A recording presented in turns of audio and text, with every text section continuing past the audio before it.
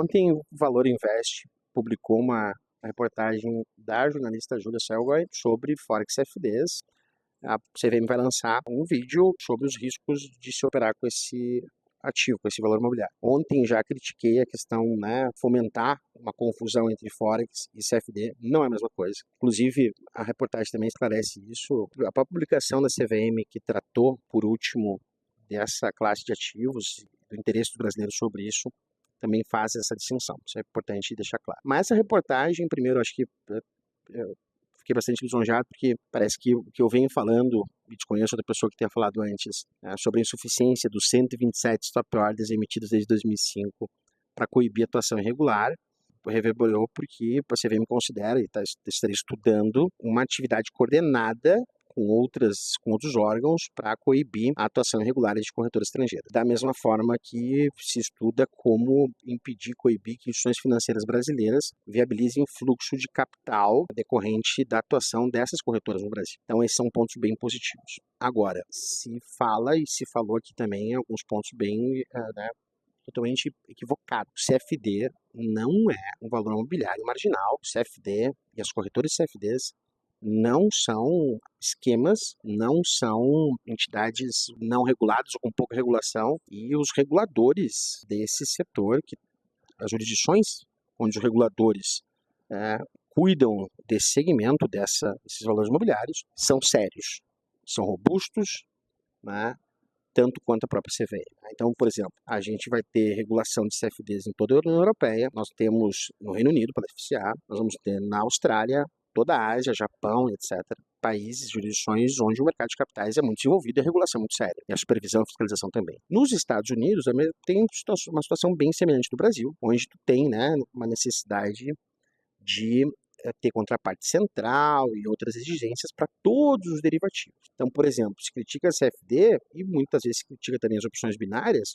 nos Estados Unidos tem bolsas de opção binária, a Nadex, por exemplo. Aqui, na B3, opção de cupom é uma opção binária. Então, o problema não é a classe de derivativos. Os reguladores, portanto, que normatizam isso ao redor do mundo, são muito sérios e é uma indústria presente em todos os continentes. E que lá fora também, quem opera CFD tem um perfil de investidor iniciante, o que é bastante semelhante aqui no Brasil. Tem estudos que apontam que quem vai operar esses ativos vão operar day trade, operações intradiárias, e que estudam em média de 6 a 8 meses e gastam valores muito relevantes em educação. E isso, tive conversando inclusive com alguns influenciadores, é a porta de entrada para uma educação financeira de longo prazo e para outros investimentos que não só em day trade. Se fazer uma aproximação e se criticar e dizer que é um risco operar com essas corretoras é um erro.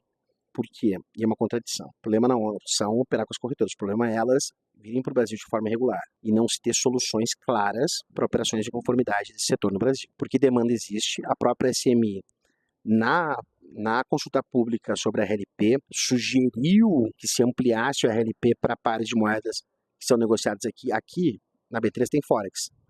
16 moedas que são pareadas ou com dólar ou com euro, certo? De novo, o problema não é a classe de derivativos. E também não são as corretoras.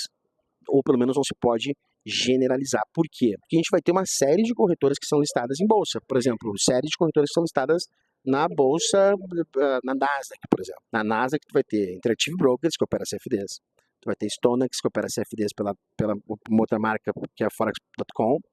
Tu vai ter a eToro, que abriu capital, que fez o IPO ontem, todas estão listadas na Nasdaq. E vejam só que contradição. E eu vou dar mais alguns dados. IG Group opera CFDs. É a dona da Taste Trade nos Estados Unidos. Uma gigante. CMC está na Bolsa de Londres. Opera também CFD. Plus 500 está na Bolsa de Londres. XTB está na Bolsa da Varsóvia. Swissquote listada na Bolsa Suíça. E olha só que detalhe, a CVM disse que é um risco operar com corretoras que oferecem CFD, mas as corretoras que estão listadas na Nasdaq, por exemplo, a Nasdaq é um mercado reconhecido, já vou falar sobre isso, há um desestímulo a operar com elas, mas eu posso investir nelas. Por quê? Porque em 2021, a CVM, numa consulta que a CMI levou depois dos top orders da Avenue e da Stake, estabeleceu naquela decisão que seria uma condição para corretora estrangeira operar no Brasil, que ela somente desse acesso aos mercados reconhecidos. Quais são os mercados reconhecidos? São algumas bolsas de valores com as quais a B3 tem relação comercial, que é o que viabiliza os BDRs e as telas de acesso. Críticas a isso. Isso, primeiro, é um desestímulo à concorrência, isso fomenta a concentração no mercado, que não é segredo para ninguém, público notório, há um oligopólio histórico da B3 no mercado de valores imobiliários, que agora está sendo rompido por outras iniciativas, como a Base, como a própria Before, etc. Outro ponto, então, portanto, não se pode chamar de mercado marginal e nem trazer para essas corretoras que operam com essas classes de ativos como se fosse algo sombrio. E aí vem alguns errinhos. Tá? Por exemplo, a questão da patrimonialização. Vários derivativos tu também não patrimonializa os ativos subjacentes. O problema aqui é, obviamente, de como a publicidade que é feita em cima disso acontece. E é justamente esse um dos pontos que os reguladores, onde esses derivativos são registrados e admitidos na negociação, mais restringem, que é justamente as questões de publicidade. Tá? Também tem restrições de alavancagem, por exemplo. E aí se fala assim, não é listado em bolsa. Na verdade, tu tem CFDs listados na bolsa da África do Sul, de Johannesburgo. Se eu não me engano, uma bolsa na Alemanha lista CFDs. Já teve CFDs listados também na bolsa australiana. Tá? Então, sim, tem CFDs que estão listados em bolsa. Da mesma forma que tem opções binárias listadas em bolsa, inclusive nessa aqui. Depois disso, o que nós temos aqui de mais relevante? Os riscos de ativos são sempre inerentes à volatilidade do mercado, especialmente quando a gente está falando em derivativos, CFDs e qualquer outro. A especificidade dos CFDs é que ele é emitido e negociado em mercado de balcão, mas não o balcão que se tem aqui na B3. É um mercado de balcão não organizado, é um OTC puro. Então, tu não tem contraparte central, tu não tem registrador, tu não tem uma série de intermediários, que é também o que viabiliza e é o grande assim, mote comercial dos CFDs, que é o custo. Para CFDs é barato e é justamente por conta disso que é uma porta de entrada à educação financeira. O que nós percebemos é que falta pragmatismo na condução disso. Milton Friedman, eu gostaria de encerrar com Milton Friedman com várias passagens dele. Primeira, nunca se pode desconsiderar a vontade soberana do consumidor. Milton Friedman, entre outras coisas, se notabilizou pelas suas críticas a todas as medidas intervencionistas, especialmente proibicionistas.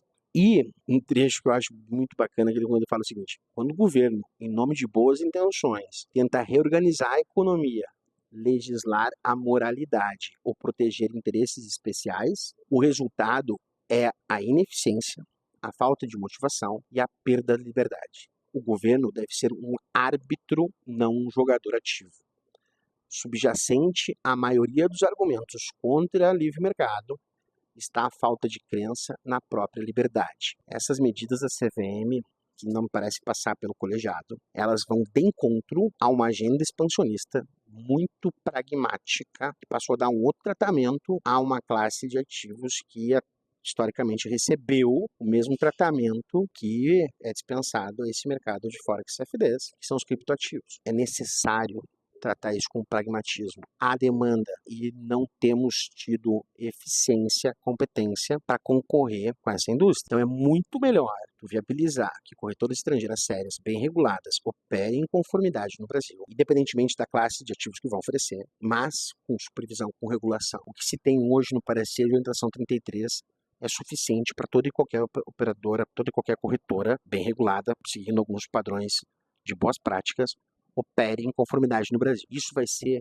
muito importante e positivo para aumentar a concorrência, para diminuir a concentração, também vai fomentar a educação financeira. Porque quem começa a operar, começa a estudar. Quem começa a estudar, não para de estudar. E mesmo que não se mantenha, por exemplo, operando day trade, tem números que apontam para isso, é a porta de entrada para a educação financeira, para o aumento da poupança brasileira. Isso precisa ser olhado com pragmatismo, avaliações, percepções, vieses moralistas nunca são bem-vindos no mercado, especialmente quando eles acabam sendo traduzidos, ao fim e ao cabo, em desestímulo à concorrência, à ampliação do mercado. Parece que isso vai, como falei, contra a agenda expansionista da CVM numa excelente gestão do João Pedro Nascimento.